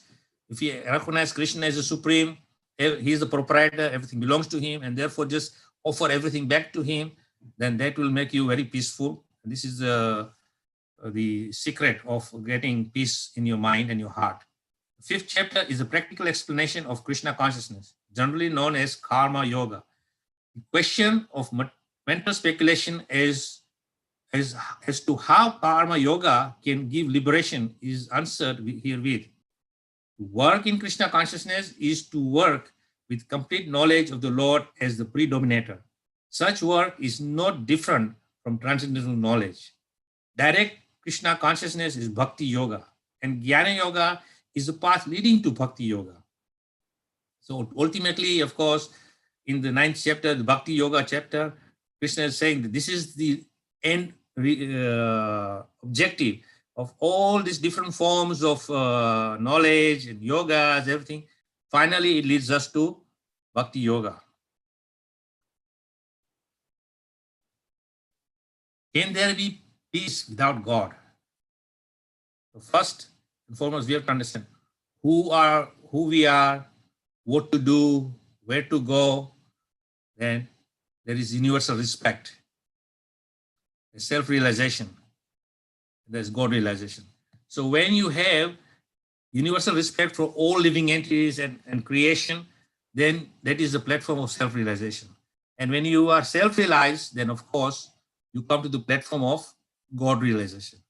And when you realize God realization, then you are Krishna conscious, and then you can have all the answers of who we are, what to do, where to go. It is very simple. Step by step, if you follow this guidance which Krishna has given, then we will understand our true constitutional position and what we are supposed to be doing. So Krishna is giving us a very clear indication how to get inner peace, outer peace. If people are not peaceful, how can the society be peaceful? See, if you are not at peace with yourself, how can your neighbor or society be peaceful? So we should have this very clear understanding and take this message from the Bhagavad Gita. Krishna is the enjoyer. Krishna is the controller. Krishna is the best friend. And therefore, when we offer everything to Krishna, everything becomes perfect. So think different in this state. The world is teaching us to be the best. But being best is not going to bring you happiness. So Bhagavad Gita is teaching you, try your best, do your best. Then when you are giving your best, 100%, you surely won't be disappointed because you're not expecting any result. Krishna says, Ma phaleshu kadachin. Don't expect any results. Just do your service. So chapter 6 now is Dhyana Yoga, meditation on Paramatma. So this is entitled Easy, E-A-S-Y. So the first E of chapter 6 is enemy or friend, chapter text 1 to 9. Next is A of the easy is Ashtanga Yoga, described in text 10 to 36. S, success or failure, is described in 37 to 45. And finally, Yoginam Api Sarvesam, the best yogi, the perfect yogi, is described in text 46, 47. So in the beginning of the chapter, Prabhupada is saying, Ashtanga Yoga, a mechanical meditative practice, controls the mind and the senses and focuses concentration on Paramatma, the super soul, the form of the Lord situated in the heart. This practice accumulates in samadhi, the full consciousness of the Supreme. So the first E of easy is enemy of or friend.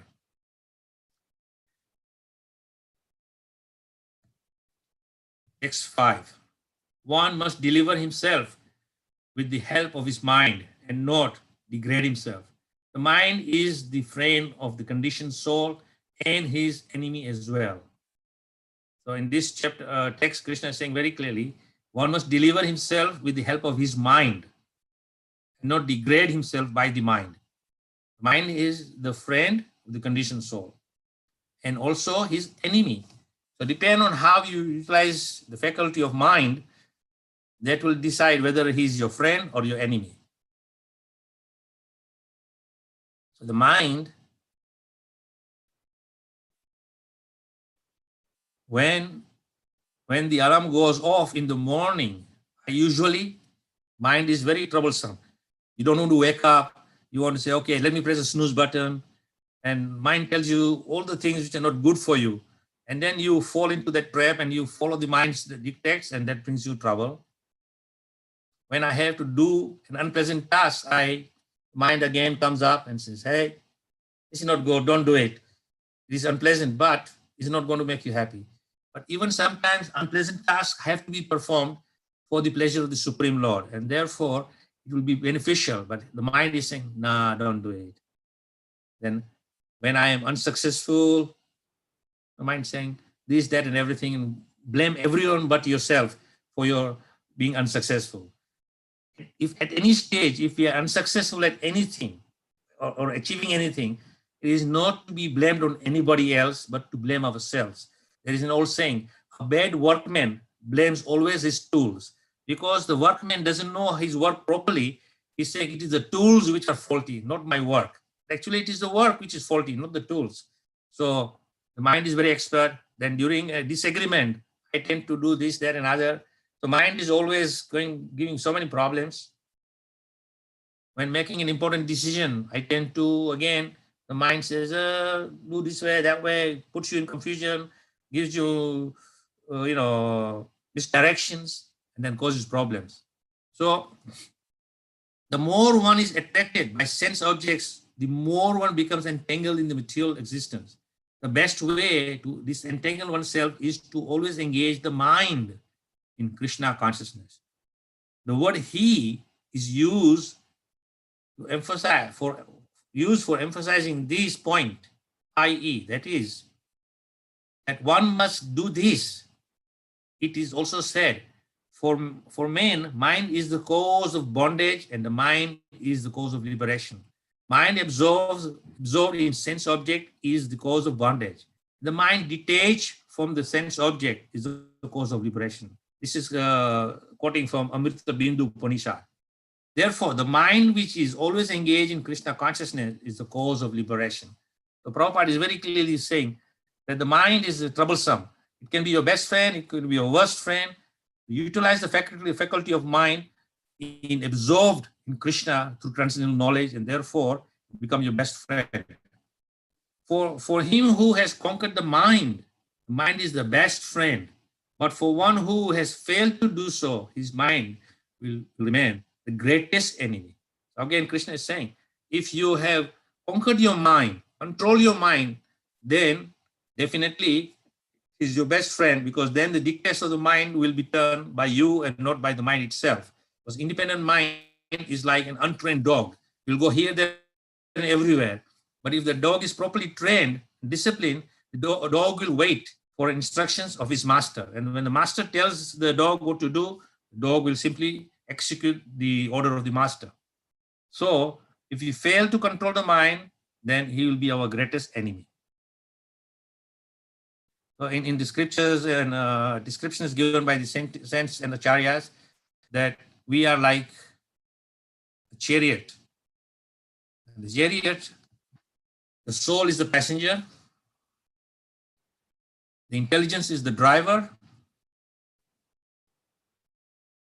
the mind is the reins, the senses are the horses. So uncontrolled mind means we become lost, we cannot control the direction. So here, step by step, saying the passenger will use the intelligence to control the mind and control the senses, and therefore there will be a direction which will be given by the soul, the person, the passenger, to go in which direction he wants to lead. An uncontrolled mind will take you all over the place, and you will just become confused and miserable. So uncontrolled mind, controlled mind, why intelligence? So how to control the mind? Of course, this is saying control the mind by intelligence. Intelligence is given to us by Krishna, as I mentioned earlier on, that by intelligence we have discrimination power, what is right and what is wrong. So use this intelligence to do the right thing and forget the wrong thing. And control the mind by spirituality. So by spiritual knowledge, by spiritual discipline, the mind will be controlled, mind will be engaged in spiritual activities, and therefore it won't be engaged in the objects of senses, and therefore you'll be free from uncontrolled mind, and the mind will be disciplined. So A of easy in 6th chapter is Ashtanga Yoga, which is described in 10 to 36 verses. So this is a slide showing different kinds of Ashtanga yoga postures. Prabhupada said this kind of yoga doesn't really help one except for health purpose. So sometimes Prabhupada used to joke that this Ashtanga yoga is for fat burning process. You overindulge in sense enjoyment, overeat, become fat, and you do Ashtanga yoga practice and burn some fat, and then again eat more and then do again. So it doesn't really help you. Originally, the Ashtanga yoga was to bring discipline and control of the mind. But in this day and age, of course, it's not practical. So the purpose of practicing eightfold yoga is control the mind in order to make it a friend and in discharge of the human mission. So Prabhupada is saying very clearly that eightfold yoga process, the Ashtanga yoga, the purpose of practicing eightfold yoga is to control the mind in order to make it a friend in discharging the human mission. Unless the mind is controlled, the practice of yoga for sure is simply a waste of time. One cannot control his mind. Lives always with the greatest enemy, and thus his life and its mission are spoiled. The constitutional position of the living entity is to carry out the order of the superior. As long as one's mind remains unconquered enemy, one has to serve the dictation of lust, anger, avarice, illusion, etc. So if the mind is unconquered, then we are at the mercy of lust, anger, avarice, illusion, and we become completely uncontrolled and then lost, and composure is lost, and therefore we feel totally unhappy. So text 11 and 12, to practice yoga, one should go to a secluded place and should lay on kusa grass on the ground and then cover it with deer skin and a soft cloth. The seat should be neither too high nor too low and should be situated in a sacred place. A yogi should then sit on it very firmly and practice yoga to purify the heart by controlling his mind, senses, and activities, and fixing the mind on one point. Of course, this is explained by Krishna how one can sit peacefully in one place, a secluded place, and perform meditation and fix your mind at one point. Of course, this is totally impractical. So one should hold one's body, neck, and head erect in a straight line and stare steadily at the tip of the nose. Thus, with an unagitated, subdued mind, devoid of fear, completely free from sex life, one should meditate upon me within the heart and make me the ultimate goal of life. So Krishna is saying that Ashtanga yoga is not easy, but if you are disciplined, then it is possible to at least control the mind. And the objective is when the mind is controlled, then you can engage the mind in Krishna's service and do practical things, which is given in the transcendental knowledge of Krishna conscious activities. So we find many sadhus are performing all kinds of Ashtanga yogas, but they are not on the path of liberation. So we have all kinds. Ashtanga yoga, the eightfold yoga system, is 1, yama, abstinence, 2, niyama, observance of rules, regulations, asana, posture, pranayama, breathing control, pratyahara, withdrawal from sense objects, dharana, concentration, dhyana, meditation, samadhi, absorption, fully absorbed. So these are 8 steps. If you follow these, then you can come at least to the state of fully absorbed in Krishna. But this is not practical, so therefore Krishna consciousness is the most practical process which is given to us by the Lord himself, Sri Chaitanya Mahaprabhu. Arjuna said, "Oh Madhusudan, the system of yoga which you have summarized appears impractical and undurable for me. For the mind is restless and unsteady." So Arjuna is saying, this is very fine, you're describing this, but it's not a practical thing for me. So please tell me something is more practical. So then, for the mind is restless, turbulent, obstinate, and very strong, O Krishna. And to subdue it, I think, is more difficult than controlling the wind. So Arjuna is saying, what you are saying is fine, but it's not for me. I cannot do that. Give me some alternative. Lord Krishna said, O mighty armed son of Kunti, it is undoubtedly very difficult to curb the restless mind, but it is possible by suitable practice and by detachment. So of course, Krishna is now going to further guide him to the next level of forget Ashtanga Yoga. I will tell you what to do. So in the Prabhupada is saying, one who is not self-controlled and whose mind is not disturbed cannot practice meditation. Therefore, in the Brihad Naradiya Purana, it is said that in Kali Yuga, the present Yuga or the age, when people in general are short-lived, slow in spiritual realization, and always disturbed by various anxieties, the best means of spiritual realization is chanting the holy name of the Lord. Hare Nama, Hare Nama, Hare Nama eva kevalam, kalo nasteva, nasteva, nasteva, nasteva gatiranyatha. So Prabhupada is citing this verse from Chaitanya Charitamrita of Chaitanya Mahaprabhu. It's translated very simple. In this age of quarrel and hypocrisy, the only means of deliverance is chanting the holy name of the Lord. There is no other way. There's no other way. There's no other way. So this is the process which we can follow. It's very simple. No need for going to a secluded place or doing discipline of Ashtanga Yoga and so forth. So mind control. The mind can be controlled by practice, abhyasa. Abhyasa means practicing. Every day you keep practicing. What is the practice? Spiritual discipline, which is given to us by the acharyas, the spiritual master, which is coming down in this succession. Then detachment, vairagya. When your detachment is there, then obviously you will not be attached to any sense objects, and therefore mind will be controlled. So shifting thoughts, chanting, mantra meditation. 1, it brings peacefulness. 2, is very powerful. And 3, it is the most beautiful thing. When you're chanting the holy name, you will naturally feel happy, because Prabhupada said, chant Hare Krishna and be happy. So when chanting the holy name of the Lord, you're directly associating the Supreme Lord. And the Supreme Lord is the embodiment of happiness. And when you associate with happiness, actually you will get happiness. So the S of easy, chapter 6, success or failure. Text 37 to 45 is describing this. In text 37, Arjuna said, "Oh Krishna, what is the destination of an unsuccessful transcendentalist who in the beginning takes to the process of self-realization, but with self-realization with faith, but who later desists due to worldly mindedness, excuse me, worldly mindedness, and thus does not attain perfection in mysticism." So Krishna is saying, rather Arjuna is asking Krishna, what is the situation for one who is trying to do this, but then later on becomes a victim of illusion and Maya and gives up this practice? What is his situation? So Krishna is saying, Almighty Am Krishna, Arjuna is saying, does not such a man who is bewildered from the path of transcendence fall away from both spiritual and material success and perish like a raven cloud with no position in any sphere?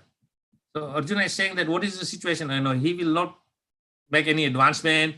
He will lose both materially and spiritually. So what is his position? This is confused state.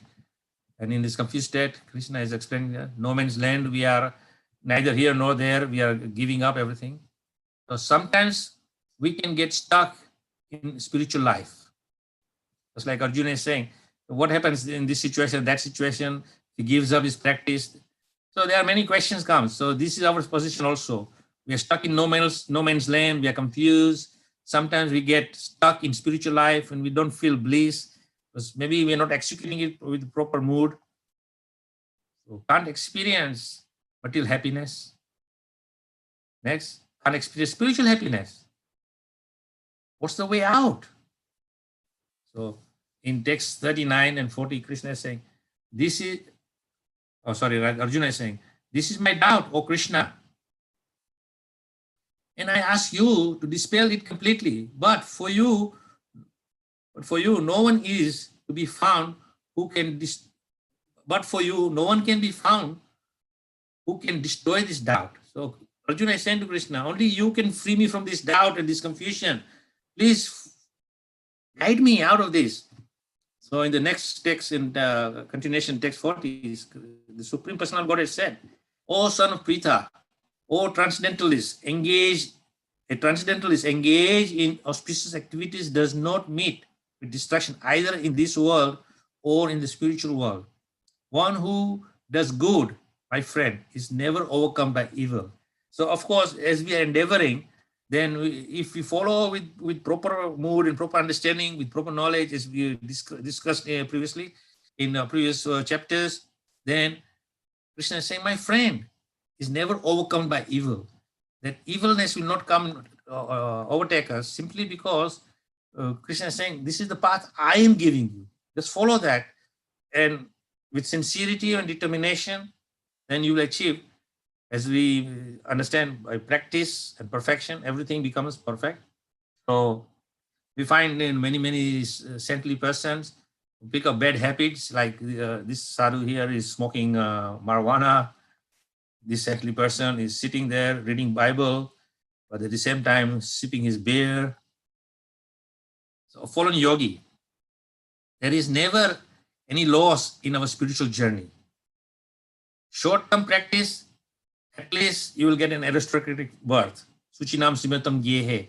So even if you have performed some level of devotional service, but then you fall on the wayside, and Krishna said, don't worry, you'll still get an aristocratic birth. Suchinam simatam gyehe. You get another opportunity. Rise yourself, pick yourself up. Long-term practice, you'll get a spiritual family and liberation. So either way, if you're perfection, then you get liberation. And if you are not perfected, then not to worry. You will get a better situation in which you will be able to progress even further. So the spiritual journey is like this road. It's long and windy road. And sometimes frustration comes. So journey of devotion, long, windy road. So where is the start? The start of this journey is causeless mercy. When you are recipient of Bhakti Latha Bij, Brahmante Brahmite, Kono Bhagyavan Jeev, Guru Krishna Prasade Paye Bhakti Latha Bij, from the highest planet to the lowest planet. Who is that fortunate soul who has received the mercy of Guru and Krishna, the seed of devotion? So when we receive this seed of devotion, we are awakened to spirituality, we come to Krishna consciousness. That is the start of causeless mercy. And when causeless mercy is there, then attraction to spirituality comes. And practice of spirituality is put into place. And then it is a two-way journey. The more and more you practice, the more and more you become attracted to spiritual life. And more you attract to spiritual life, the more and you practice. And then this is a loop you are in, where you become always in the spiritual environment, which will bring you success and happiness. So the last Y of chapter 6, easy, is yogi. Text 46 to 47. So in text 47, it is said, and of all yogis, the one with great faith who always abides in me, thinks of me within himself, and renders transcendental loving service to me, he is the most intimately united with me in yoga and is the highest of all. That is my opinion.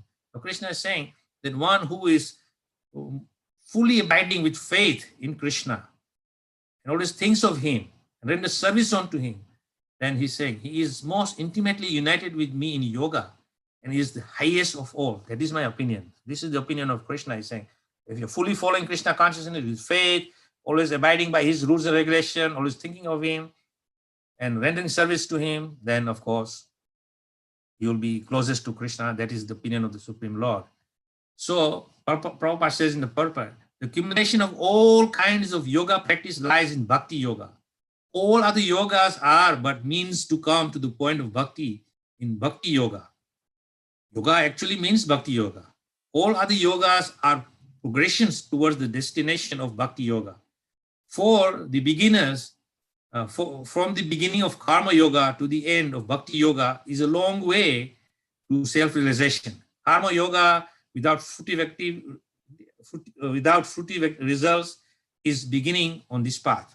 When karma yoga increases in knowledge and renunciation, that stage is called jnana yoga. And jnana yoga increases in meditation on the super soul by different physical processes, and the mind is on him, is called Ashtanga yoga. And when one surpasses the Ashtanga yoga and comes to the point of Supreme Personality of Godhead, Krishna, is called bhakti yoga accumulation. So stage by stage, all yogas brings us to the highest platform of Krishna consciousness or bhakti yoga. Of course, we don't have to go through all these stages if we are fortunate enough to be recipient, as the entitlement was said in the beginning of these 3 chapters, transcendental knowledge. When we get transcendental knowledge, then of course we take to Krishna consciousness directly. And when we take to Krishna consciousness directly, that means we have to bypass all these other processes and get to the highest level. So actually, Bhakti Yoga is the ultimate goal. But to analyze Bhakti Yoga minutely, one has to understand these other yogas. The yogi who is progressive is therefore on the true path of eternal good fortune. One who sticks to a particular point and does not make further progress is called by that particular name. Karma yogi, jnana yogi, dhyana yogi, raj yogi, hatha yogi, etc. If one is fortunate enough to come to the point of Bhakti Yoga, it is said, it is to be understood that he has surpassed all other yogas. Therefore, to become Krishna conscious is the highest stage of yoga. Just as when we speak of Himalaya, when we refer to the world's highest mountain, of which the highest peak, Mount Everest, is considered to be the accumulation. So the highest peak in the material world, the Himalayas, is the topmost part of the world. Similarly, Krishna consciousness is the highest in Bhakti Yoga. So in order to get the success, we have to have stability. We have to trust the spiritual master and Krishna. And we have to follow these instructions of the spiritual master and the Supreme Lord Krishna with ethics. And we must have passion, not be passionate, but passion for success. And therefore, if you do this, then we will be rising very fast. Karma is materialism. Karma kanda is religious materialism. Sakama is karma yoga, spiritual practice with desires. Then niskama is karma yoga, spiritual practice without desire. And then of course, bhakti yoga, pure love of Krishna. So if you follow this stage by stage, then you will come to the highest level and you reach success. So success is not very difficult. It is very easy if you just follow step by step. So bhakti is the best investment. Why bhakti is the best investment? Returns are very good. Time scale, it is achievable in this life. Simplicity, easy to practice. University, it is for all. There is no person who is barred from this. It is for everyone. And then finally, investment in bhakti is no risk plan. So when you invest in bhakti, there's no risk at all. Other plans which you invest in may be risky, returns may be good, may not be good, long-term investment, long-term benefits. But in bhakti, returns are very good, time scale is very short, and it's easy to practice, and it's for all mankind, and there's no risk plan. So simply chant Hare Krishna, Krishna Krishna, Hare Hare, Hare Rama, Rama Rama, Hare. This is the perfection which we reach, and then we feel joyful. These are the yogis who have found transcendental happiness, even though they are living in the world, as we started with staying in the world. But they have found that. So if you don't follow this, then there is this little person who is waiting on the wings. He's the devil. And what is he saying? Idle mind is devil's workshop. So if you have an idle mind, that is my domain, and I begin to do work in that. And when I'm working, then all devilish things come.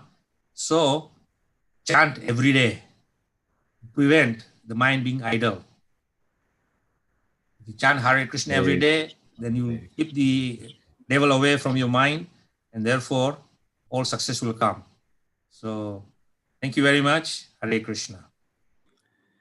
Hare Krishna Maharaj. Just we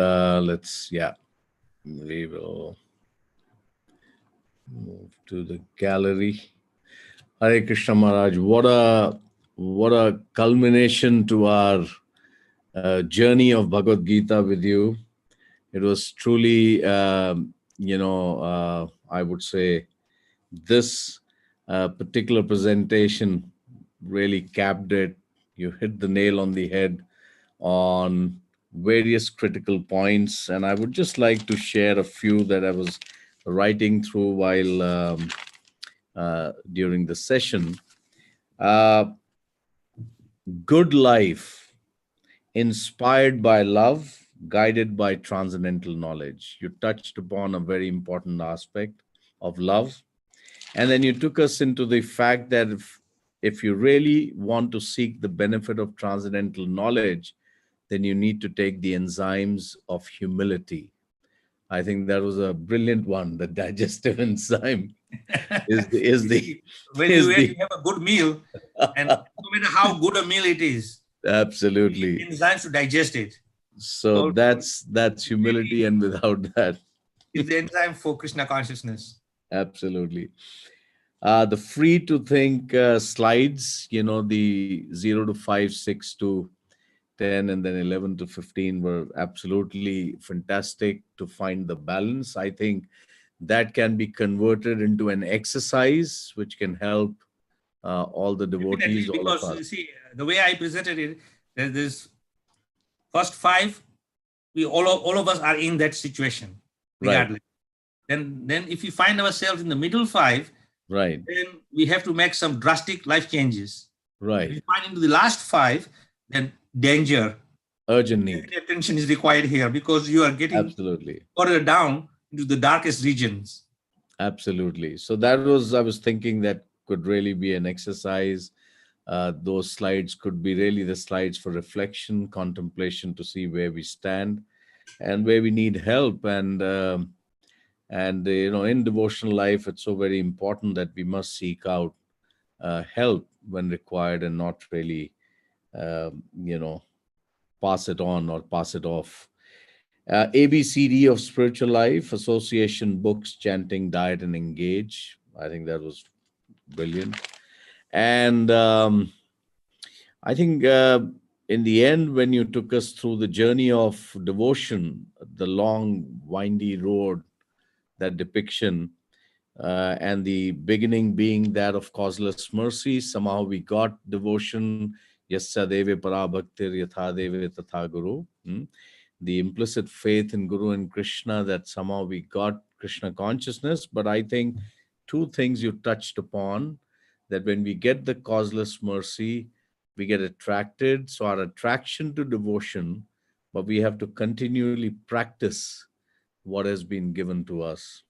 And obviously, for that, you have given us a danger zone of that small little black man with some very bad features. But it was fun. that was the scare that you put in the presentation of yours today. So brilliant. Thank you again, Maharaj. With this session, actually, we have finished the 18 chapters of the Bhagavad Gita, the overview that Maharaj has taken us through very kindly. And we have questions too. So I'm going to quickly ask the questions. The questions, Anupama Radharani Mataji from Dubai is asking questions, and she has also written, "What a treat." But I want to share with you on a lighter note.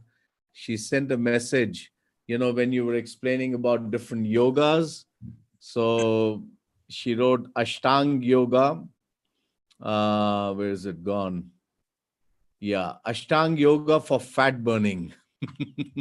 So, not my words, the proper words. Yes, Prabhupada. Oh, I see. Okay, I'm so sorry. So anyway, that was a good one. And so here's the question, Maharaj, from Anupama Radharani Mataji. She says, Hare Krishna Maharaj, please accept my respectful obeisances. Thank you for a wonderful and detailed presentation. My question is, if all the reactions to our karma are burnt by practicing bhakti yoga, then why do devotees continue to suffer from different material miseries? What reaction, if any, does a nishkam karma yogi get when one works without attachment to the result, but with no knowledge or attachment to the Lord? There are two parts to the question, Maharaj. One is, why do devotees continue to suffer from different material miseries by practicing bhakti? And the other is someone who performs nishkam karma yoga, but with no knowledge or attachment to the Lord. Well, first of all, see, the nishkama you cannot have that if you don't have attraction for Lord, because whatever you do as an offering in devotion, bhakti, without the Lord, it is not bhakti. When you offer it to Lord, then that actually becomes bhakti. So if you're not offering it to the Lord or not aware of the Lord, then who are you offering it to? That's one point. And the other, the first point was that why devotees are suffering if they burn away their karma. You see, Prabhupada explains that we as living entities have accumulated karmic reactions for many lifetimes. But one who takes the process of Krishna consciousness, then by the very practice of Krishna consciousness, his karma is burnt away to the extent that it becomes zero. But Prabhupada explains this way, that there is some residual karmas we do perform, knowingly and sometimes unknowingly. And the reaction is there. And therefore, Prabhupada says that Krishna gives you token suffering just to make sure that you understand that this token suffering is there to make you realize that all is not hoki-dory. We are still in the danger zone. Because if you are completely free from all suffering, then what happens? You feel, oh, I am now completely relaxed, and you become complacent. So Krishna's every step is reminding that, listen, path is a little tough, keep following, be focused in this, but every so often I'll remind you that this is not the place for you. Don't make yourself too comfortable. Because if we make ourselves too comfortable in the material world, then we'll fall back into the sense of false sense of security, and then think, oh, I have no karma now, I'm not suffering, I'm happy. So then you kind of lose your way. Therefore, this token karma does come.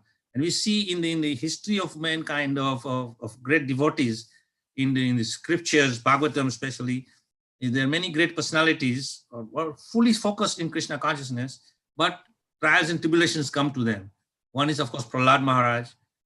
He was put through so much trouble by his father and his crony men. And then we see in the present day, in recent past, Srila Prabhupada was a perfectly situated, pure devotee on the highest platform. Still, he had to go through these heart attacks and other bodily conditions. So it is to show that this material body is not perfect. Don't get too comfortable with it, but just focus and be successful. And when you are successful, then at that last breath, you say, Hare Krishna. Then you are free from this body.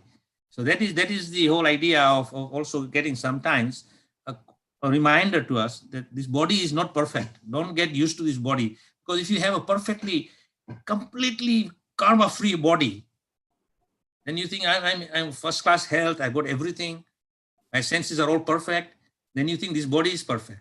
This body is not, it's just an instrument. You have to renounce that also. So don't get attached to the body. Thank you, Maharaj. One clarification she's seeking. In the Mahabharata, we find that Arjuna performed severe austerities when in exile and ascended to the heavens in the self-same body. Since he was very capable of practicing such yoga, why did he say that Ashtanga yoga was impractical for him to follow? Was Arjuna speaking on behalf of the people of Kali Yoga? It's a clarification. You see, Arjuna was also putting himself as a devil's advocate. Remember, from very childhood, he is brought up in Krishna consciousness. And that is why, Krishna is addressing him as my devotee and a friend. So it's not that on the battle of Kurukshetra, Krishna became a devotee, Arjuna became a devotee of Krishna. He's always his devotee.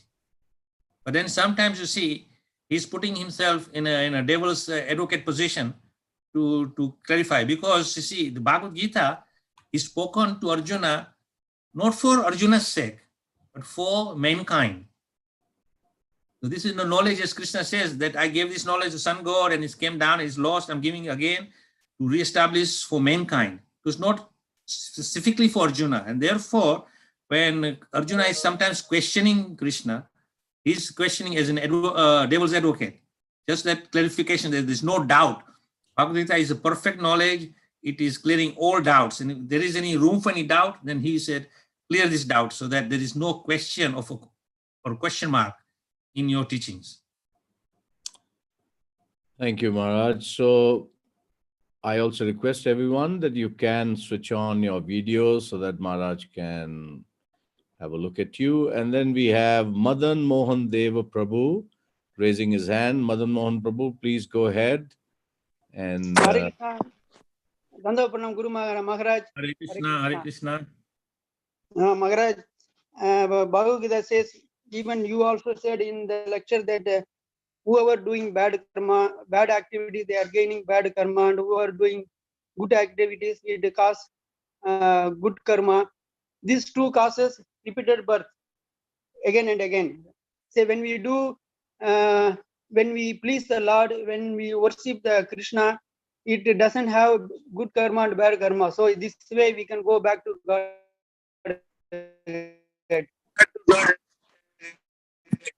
So what are the activities it is pleasing the Lord? What are the Guru Maharaj? Well, it is very simple. Yes, Maharaj, please. You have to say, put yourself in a position where if you are performing some activity, is it making you happy? Is it pleasing to you?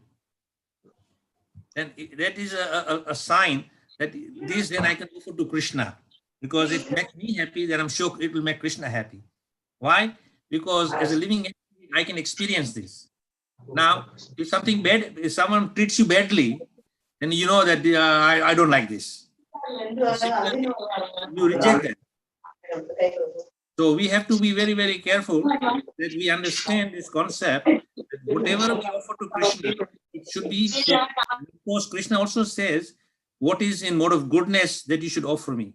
And what is not offerable to me, he says, don't give this. So he's clarifying what he likes. And all the acharyas who are coming in our disciple line, also they have made very nice prayers in their bhajans and songs where they're saying what Krishna likes. And of course, also we read Krishna book. And in Krishna book, Prabhupada explains very nicely what Krishna likes. So we have so much access to knowledge of what Krishna likes. And so you just focus on that. And don't focus on that which Krishna doesn't like. So at least you know what Krishna likes, just do that. And if there's any doubt whether Krishna will like this or he will not like this, then just reject it. Because if there's a question mark, then just reject it. And if you are sure, because you know by the knowledge received from the sadhus, the guru, the shastra, then you know that this is acceptable, which can be offered to Krishna. So we have to use our intelligence sometimes to see what is best we can give Krishna. Of course, Prabhupada also said many times, give the best to Krishna. Now, the best means, what is your best? Someone else's best may be different. So you in your own position, what is best from your position, that you give to Krishna. But someone else, suppose you can only offer $10, I think this is the best I can give. And then the guy sitting next to you say, I'm going to give $100. So he thinks, but that is probably his best, not your best. So you give what is your best according to your circumstances, your position. He will give his best according to his position. And individually, everybody will offer whatever they give, what is in their capacity is best to the Supreme Lord for his happiness and his pleasure. And of course, when Krishna accepts this, he gives it back to you. He doesn't keep it. So whatever you give to Krishna, he will give it back to you. But you should not do it that, oh, I will give this to Krishna, so he will give it back to me. That is motivation. But you just give to Krishna in the consciousness and the mindset. All I want to do is, Krishna, I want you to be happy. I want to make you happy. That's all. And then when you're praying like this and offering things to Krishna like that and in that mood, then Krishna will accept that very gladly, because that is done in bhakti. That's done in devotion. Then Krishna says, okay, I'm not a selfish person. What you are giving me, I will also share with you. Then he will share. But if you do with an expectation, then Krishna says, Mafaleshu kadajan. Don't do with expectation. That is not bhakti, that is motivated. So that comes karma and vikarma. You do or karma without any motivation, just only to please Krishna. Thanks, Guru Maharaj. Thanks, Guru Maharaj. Maharaj, end of the class, you have said very nice that the best investment, Bhakti Yoga, that return is very good. The time scale is achievable in the lifetime itself. No risk assessment. Yeah, it's very nice, Prabhu Maharaj. Actually, whenever we do any activities, we used to submit risk assessment. That will be hazardous. How we are going to medicate, then we will be bring down the risk down. Whereas when we do in Bhakti Yoga, there is no risk at all. A very nice explanation, Guru Maharaj. Other than It's this, called you a have risk-free plan. a And risk-free it is plan. also Yes. costless. It is Okay. costless. You don't have to invest any money in it. All you have to invest in it is your love. And love you get free anyway. It is in your heart. Krishna has given you love also. Yes, Guru Maharaj. You added one more, Guru Maharaj. I didn't note properly. Return, then time scale, no risk. Then other than what are the points, Guru Maharaj? There I didn't listen properly all points. No problem. I will send the PowerPoint. You can go through the PowerPoint at your leisure and flick through the slides at your convenience, at your pace. Okay, the Guru Maharaj. Okay. Hare Krishna. Thank you, Guru Maharaj. Hare Krishna. Hare Krishna. So is there any last question? Okay. Prabhu, you've raised your hand. Yeah, I don't get your name. So please ask your question, Prabhu. Hare Krishna, Guru Maharaj. Thank you for Raj very detailed explanation.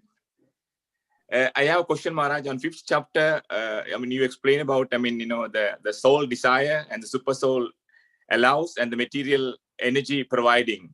And at the same time, when the devotee desires, unfavorable things, the Lord will not give. And how about the other people? If the other people desires, and how the Lord will deal that? No, it's very simple. If you desire something, then the super soul will sanction it and material energy will arrange it. But of course, the super soul will not just sanction anything and everything you want. It will, whatever is according to your karma. See, what is your just like in Upanishad saying, Isyavasa idam sarvam. There's a quota set aside for you as an individual from your past activities and accumulation of good and bad activities. So whatever you have stock balance, only that will Krishna permit, not something which you don't deserve. But for a devotee, there is no restriction, because he doesn't want anything. He only wants service to Krishna. Therefore, Krishna is saying, I'll make all arrangement for you, give you the whole world, because that is not for, you're not going to use it for sense enjoyment. So there's two categories. One is desiring for themselves, and Krishna says, okay, I will look at your list. What is your credit? And that we will get. Just like you go to the bank, you have a bank account and you have, say, $1,000, then you can take up to $1,000 from the bank. After that, the bank says, sorry, no more money. You have run out of credit. But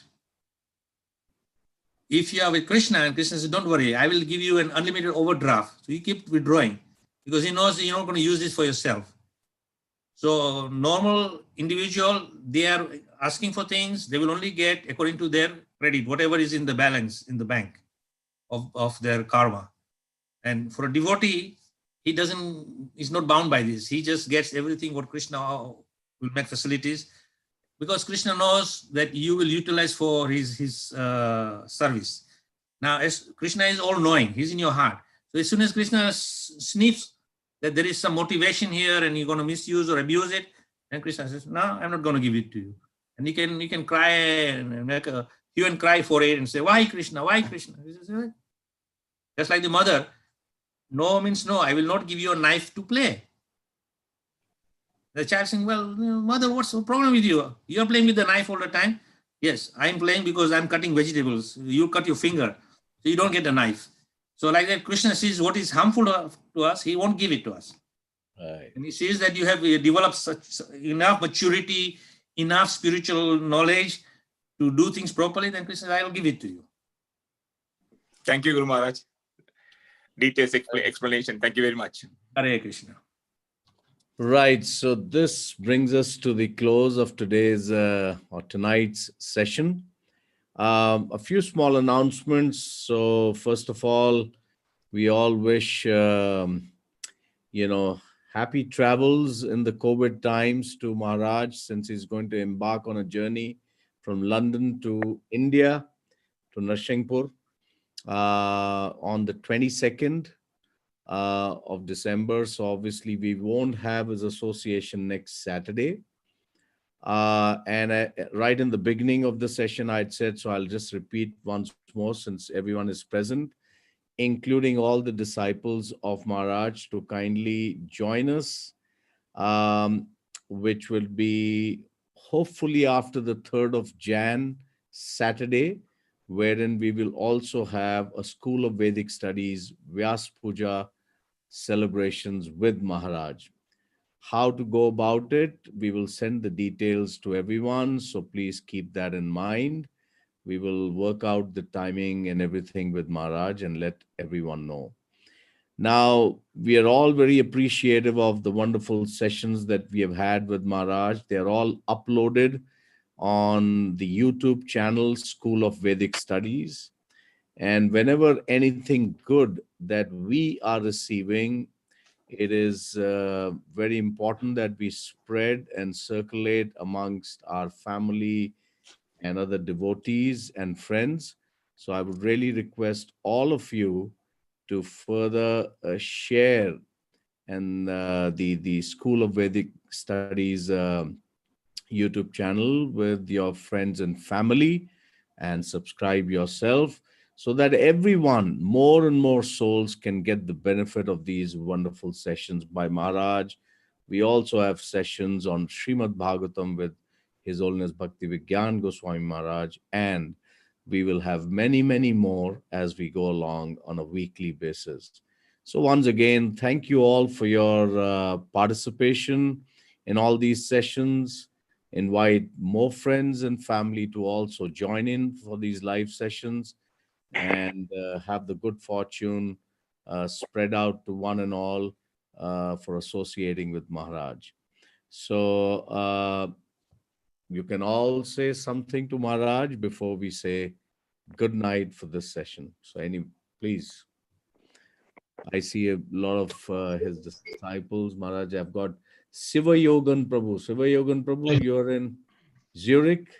Yes, yeah, from Switzerland, from Zurich. Yeah. Krishna Maharaj, Tanvat Pranam, Jai Srila Prabhupada. Thank you very much for the nice explanations. Thank you very much. Krishna Gurudev. Tulasi Mataji, I see you. You're joining us from where? I'm joining from Sharjah, Prabhuji. Hare Krishna. UAE. Hare All Krishna. right. Every week she is joining from Rasa. Oh, wonderful. Kuldipika Mataji, Hare Krishna. Yeah, So Hare please feel free, if all of you say something. Maharaj is right with us. We can Maharaj, Dandavat Pranam. Thank you so much. identify yourself. Hare Krishna, Hare Krishna. Hare Krishna Guru. Hare Krishna Maharaj, Dandavat Pranam, Kauranga Das.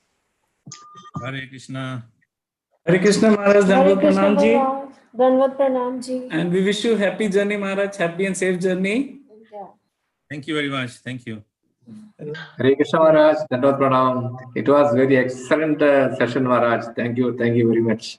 Hare Krishna. Hare. Maharaj, that is Sarvagya Mohan Prabhu from Muscat. We have Hari Bhaskar Prabhu also. I can see him. Hare Krishna Maharaj, Dandavat Pranam.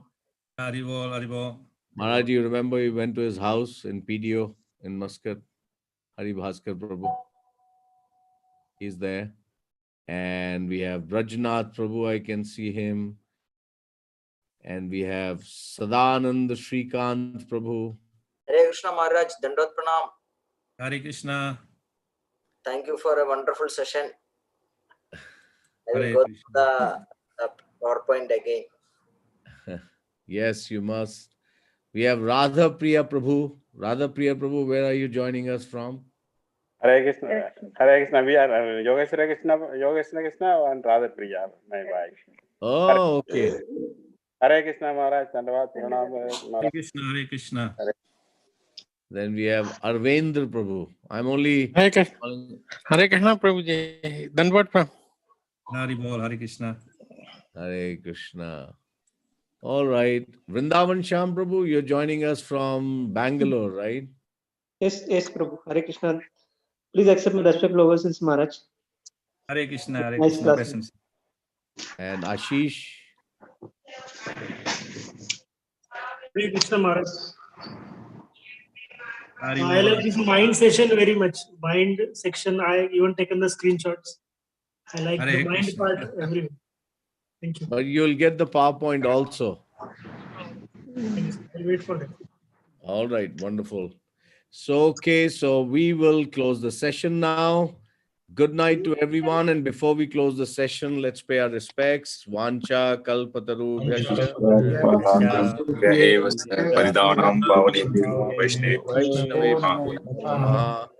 Thank you, Maharaj, and thank you, everyone. Right.